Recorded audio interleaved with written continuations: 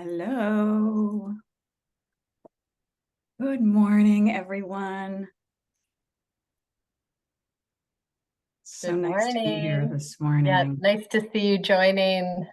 Yeah, welcome to our Mind the Moments Thursday morning gathering, brought to you by Harvard Pilgrim Healthcare and Tufts Health Plan. This is a place where we invite experienced mindfulness instructors to speak with us about what mindfulness means to them and to discuss as a community how we can incorporate these practices into our daily lives. I'm Suzanne Rowe Palacino. I'm so happy to be back here with Tara Healey. And Like Suzanne, forever. not as happy as I am.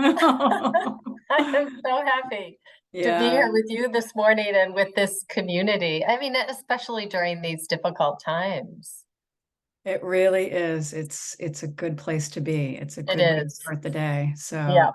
I'm grateful to be back. It's so nice to be here and see everyone joining. So thank you for being here and glad to Yeah. have you here, Tara, of course, as always. Uh, Yeah, so today, as we always do, Tara will start us off with a question for the group, and then she'll lead us in approximately a 12-minute guided practice, a yep. mixture of guidance as well as some silent time.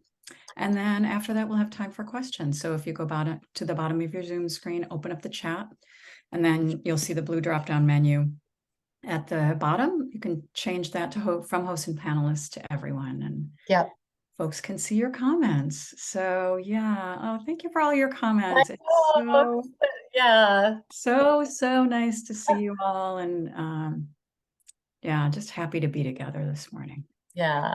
So with that, Tara, what is the Yeah. question that you So have? yeah, so some of you were on yesterday, and I was saying to Suzanne this morning that there were a lot of responses to the opening question yesterday, and I thought I'm going to do the same question again today because typically there are, more than one place in that we might want to be, and so the question is related to being given all of the strife in the world and what's happening globally. What is one place in the world where you feel at ease, grounded, comfortable, home? And what inspired the question in part was also, as I mentioned yesterday, I'm just coming off a silent retreat and just being in that kind of environment, surrounded by people that care about developing their mind and understanding themselves, felt incredibly nurturing for me. So Suzanne will post the question. And yeah, so what's one place in the world where you feel secure, feel grounded, yeah.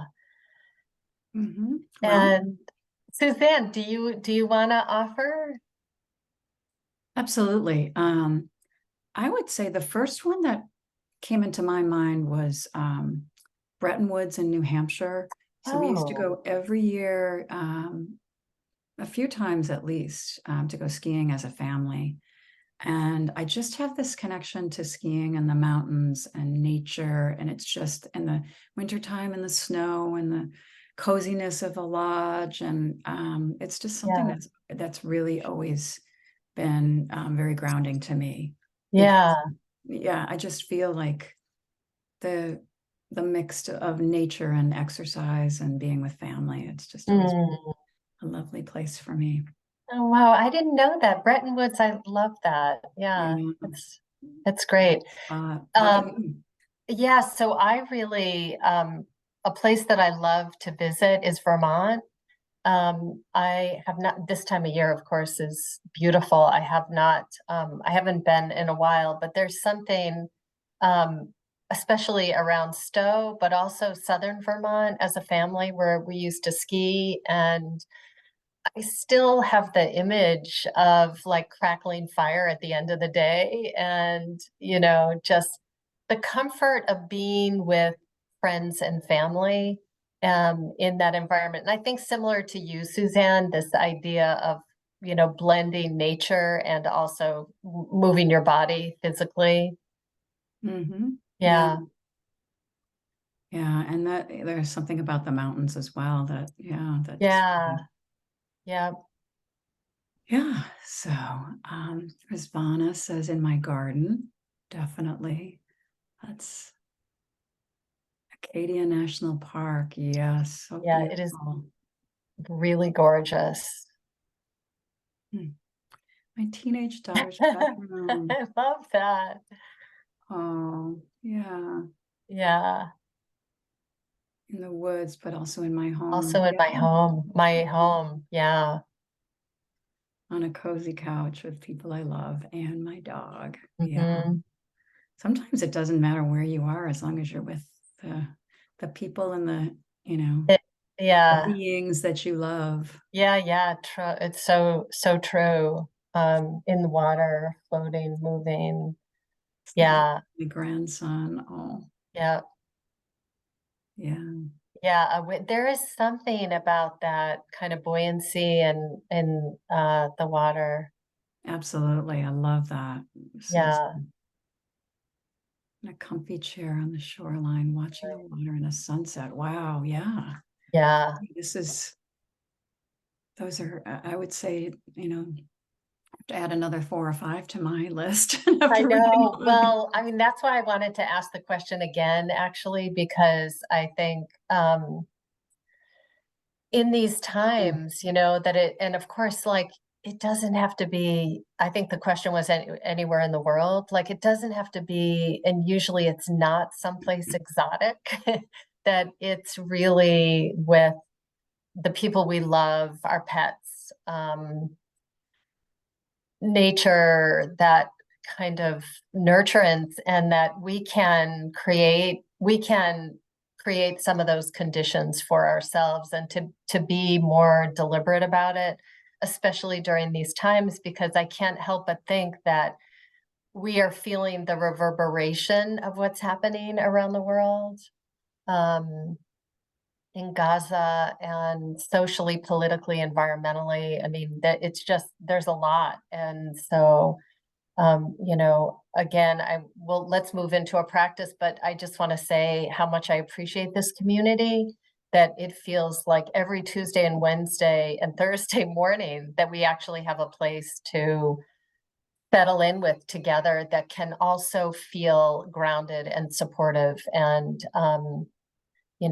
even though many of us have not met, that it feels like every Thursday morning when I join, in the other mornings, that I'm just with a group of friends that, many of you have been with us since when the pandemic started, and others joining along the way, and just everybody's welcome, and just happy mm, you're here and happy we're able to do this.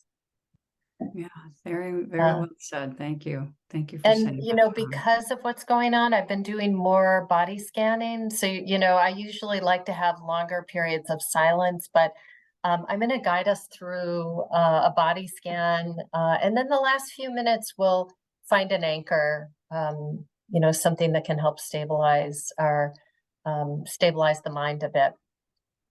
So go ahead and settle into a posture that feels like it's going to be helpful for you today. And I'm going to really encourage comfort, that, so to be aware of not holding your body too tight, but just enough so that you can remain upright, and that your spine is straight but not stiff. See if you can soften the body around the spine. And again, just to the degree that you're able. And your eyes can be open or closed. And again, whatever is going to feel most supportive. If you keep them open, it's helpful to gaze downward a little bit. And I'm just going to have everybody take a couple deep breaths as a way to settle in and settle any surface tension.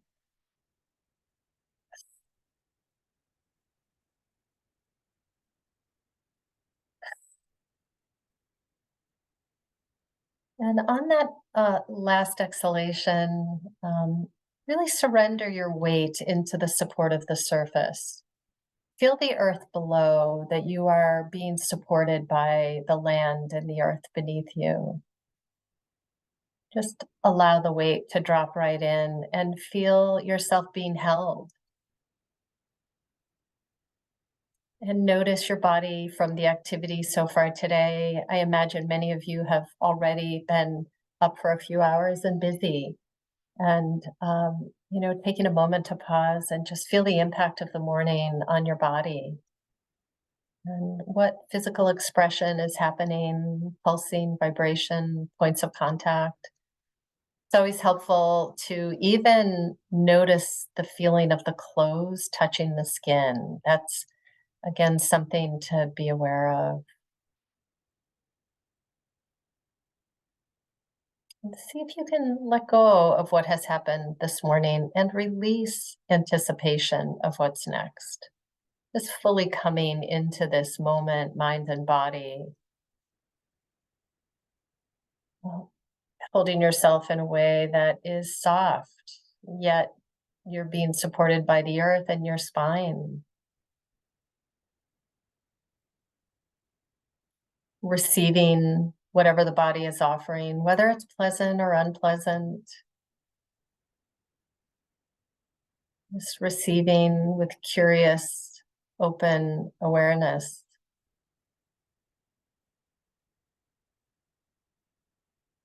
Take a moment to include sound in the room you're in or outside of the room. Engaging hearing.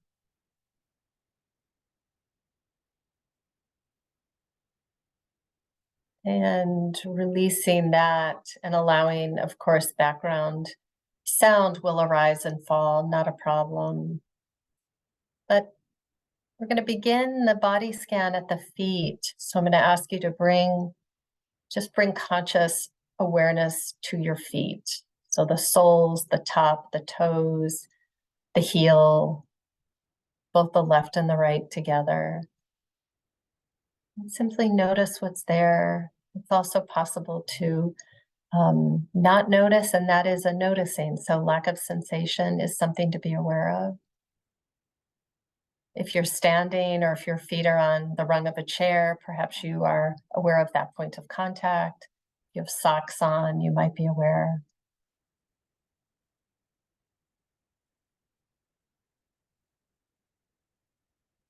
And begin to move awareness now to the lower legs. So the shins, the calves, noticing sensation or lack of sensation.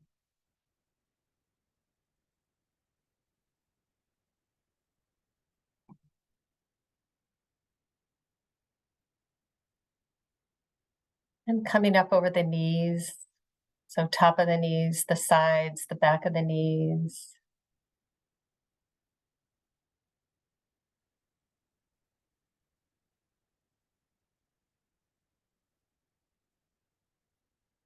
And moving awareness now to the thighs. So the top of the thighs, the back of the thighs.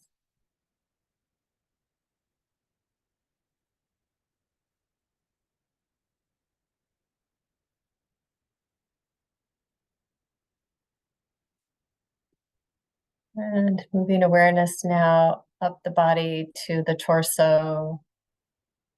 So the front of the body, the back of the body, the hips. Perhaps noticing a point of contact.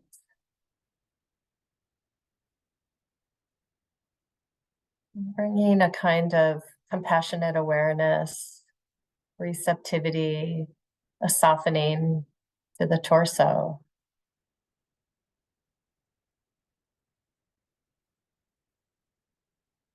And moving awareness up around the neck.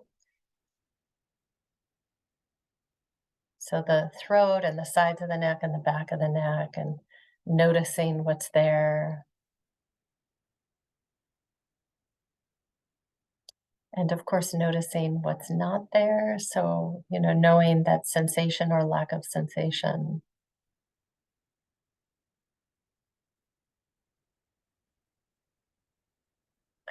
And let's bring awareness to the arms. So the shoulders, the upper arms, elbows, forearms, and hands.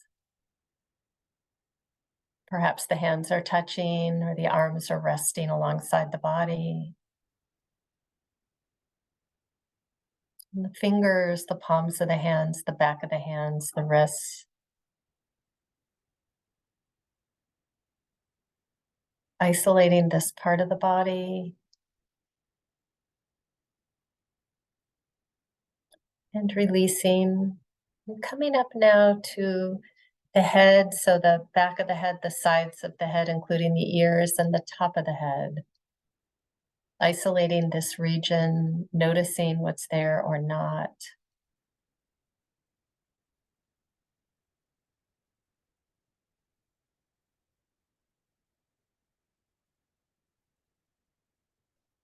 And coming now to the face. So the forehead and the eyes, the nose, the cheeks and mouth, the tongue, perhaps resting on the roof of the mouth or resting in the mouth, whatever way feels comfortable and easeful.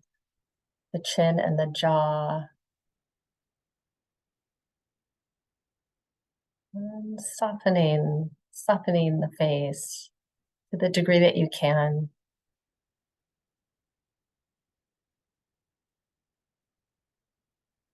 And releasing and coming back for just a moment to whole body awareness. And taking a moment to notice if there are any areas in particular you want to go back to, perhaps an area that you want to soften.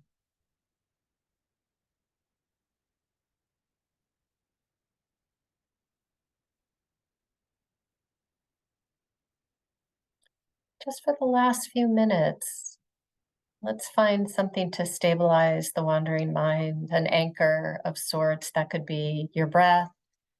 Anywhere in the body you feel it when you breathe in and breathe out.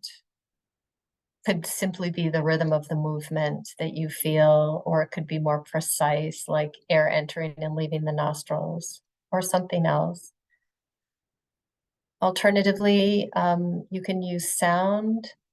If there's a consistent sound in the background, you could touch the palms of your hands, touch your hands to each other in whatever way feels comfortable in that point of contact, or other body sensation.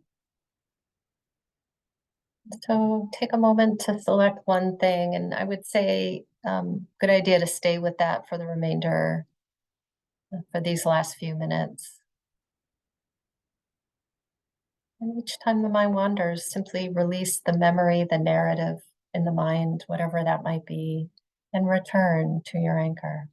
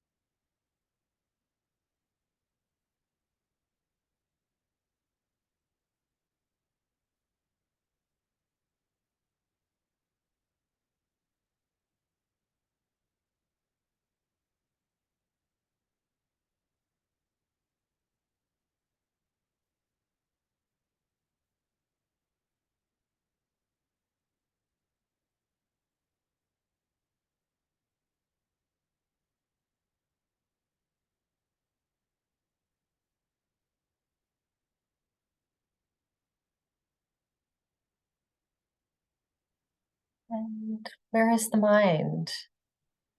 Gently releasing the narrative, soften the body, and return to your anchor.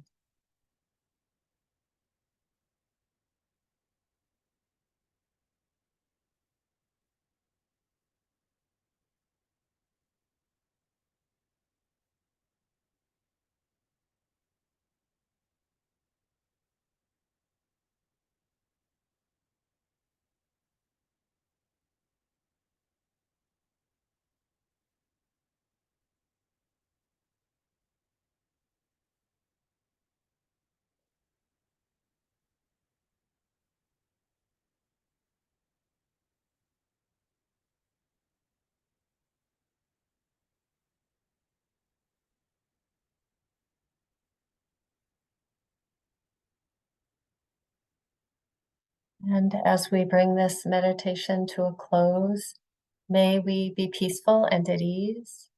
May our heart be soft and open. May we be safe and protected, and our bodies healthy and strong. And may whatever good comes of our practice be for the benefit of all beings. And as you feel ready, if your eyes were closed, you can open the eyes and take a moment just to reorient to the space you're in, to the room. Take a little bit of a stretch. Um, Thank you so much, Tara. of course. Yeah, well, welcome back. Thank Um, you. of course, anybody that needs to hop off to get ready for your day, please, feel free to do that. But otherwise, we have an opportunity. We've got a little bit of time, 6 minutes or so to just share ideas, resources, questions, really anything that you'd like to offer. Um, you know what? I just want to say funny, like I hope everybody knows that my mind is busy too. And I just now was remembering something over the summer, and then I was just asking myself, that thought just slipped in completely unnoticed. It's so random. Like, you know, it's I mean, it wasn't an unpleasant thought or anything like that, but and oftentimes, given some of the research, about 50% of our waking hours were lost in thought, and it's generally not pleasant. But how interesting just to see the workings of the mind and that it's everybody's mind. This is what minds do. And to get back in the driver's seat of our mind, enabling us to have more facility with how we aim and sustain our attention. So when it's really needed, if we're talking to another person, a family member, a friend, we're in a meeting at work or something, just the capacity to know that you actually can be in the driver's seat of your attention. And also with kind of the random thoughts that pop in, the capacity to ask, is this true? Like that, there's almost a tendency to believe that whatever sneaks in there is to be believed. Part of the beauty of practice is just seeing the nature of thought as just a thought. It's just this thing that just goes poof. And I think, Suzanne, I was telling you one teacher, Greg Scharf, was reading from a poem, and he was talking about thoughts are like snow hitting the warm ground. Like, they're just not always substantial, I mean, of course, sometimes, yes, and we need the thinking mind, but what we're doing here in practice actually improves that capacity to use our brains, to use our minds. Mm-hmm. Uh, yeah. Mm, Yeah. Yeah, Teresa. a lot going on. It's more challenging and more necessary. Yeah. Yep. The capacity to show up at difficult times, to use the practice as a way to support in difficult times. Invaluable. Yeah. Yeah, and interestingly enough, I was just speaking with some people yesterday about how busy our minds can get and how sometimes we could feel like, oh, I'm just too scattered to sit down and meditate right now. I just know it's not going to be a productive time to meditate. But isn't that the time that we need it the most? And even if our mind is going, I go back to one of my teachers, Marvin Belzer, that would say, one small quiet moment is not a small thing. If you Right. sit Right. for 10 minutes, let's say Yeah. you just have 10 minutes to sit and you have literally, 30 seconds of a peaceful moment. And gosh, think about if you didn't sit, you wouldn't have had that opportunity for that. Yeah. And along with that, Suzanne, just the capacity to actually be with all the busyness. Like, what does it feel like in the body when the mind is so scattered? This is not to judge yourself. It's actually just to notice and feel it. When the Mhm. mind is so jumbled, can I actually receive that? Can I feel the physical expression of that in the body? And then you're getting back in the driver's seat when you're able, as you're able to do that. And even if it's just for 2 minutes, like you're putting your toe in the water and feeling, because it is unpleasant to feel all that scatteredness. It's generally unpleasant. And see if you can do it for even just 1 minute and be with the unpleasantness. It's simply unpleasant, and to feel the physical expression of unpleasantness, as counterintuitive as it might sound. And then, as Suzanne says, also finding moments of peace in there, the willingness to come sort of as close as you can to that unsettledness. Mm, Um, yeah. huh. I'm interested. Thank you, Sandy. I don't know about that. Morphe. Huh. Okay. Yeah. I'm gonna click Yeah. on it so I have that one. Huh. Never heard of it, but I interesting. know. Yeah. Well, when you have a rock in your pocket, it can just remind you, maybe it's Yeah. time to practice. Wow. And Lila, I hope I'm pronouncing that right. People love the Calm app. I've never used it, but I know people absolutely love it. Hmm. Yeah, yeah. Yeah. I close my eyes and meditate through those times. Hearing those words helps me relax and breathe through it all. Yeah, Yeah. wonderful.